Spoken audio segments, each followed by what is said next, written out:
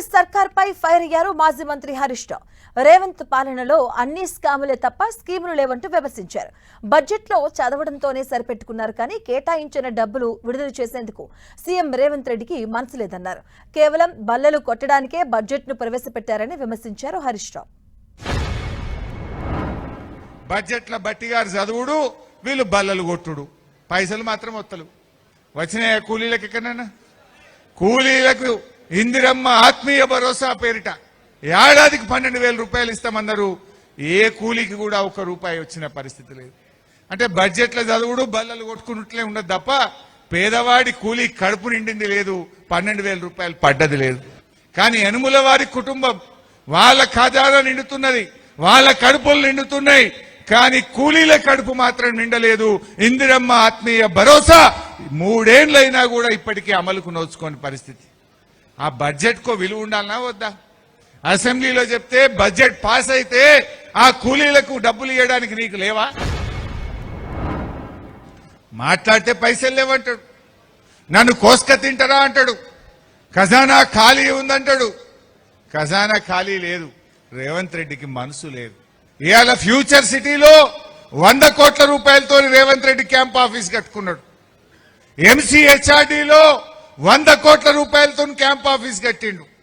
Secretariat లో కోట్ల రూపాయలు ఖర్చు పెట్టి వాస్తు కరెక్షన్ చేసిండు. క్యాంప్ ఆఫీసుల మీద 100 కోట్లు ఖర్చు పెట్టడానికి నీకు డబ్బులు ఉంటాయి. మెస్సీతో ఫుట్బాల్ ఆడడానికి 100 కోట్లు ఖర్చు పెట్టడానికి నీకు డబ్బులు ఉంటాయి. పేపర్ యాడ్లకు ఉంటాయి, పక్క రాష్ట్రాల్లో ఎన్నికలకు డబ్బు మూటాలు పంచడానికి ఉంటాయి, రాహుల్ గాంధీకి నెల నెల పన్నులు కట్టడానికి డబ్బులుంటాయి.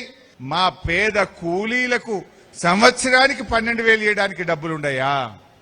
రైతు బంధు వేయడానికి డబ్బులుండయా?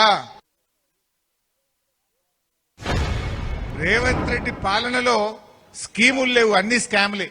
ఇవాళ సివిల్ సప్లైలో స్కామ్, సింగరేణిలో స్కామ్, హ్యామ్ రోడ్లలో స్కామ్, చివరికి గా పిల్లల బట్టలు కొనే పిల్లలకు అన్నం పెట్టే ఉప్పు పప్పుల కోడిగుడ్లలో కూడా స్కామే. భూముల్లో స్కామ్, పవర్ లో స్కామ్. అసలు స్కాములు చేయని డిపార్ట్మెంటే లేదు. ఎండ్ల చూడు స్కామే, స్కీములు లేవు, అంతా మోసం. మన కరీంనగర్ జిల్లా మంత్రులు మన జిల్లా పరువు తీస్తున్నారు. లక్ష్మణ్ గారు, పొన్నం ప్రభాకర్ గారు నాకు ఛాలెంజ్ వేసిండ్రు.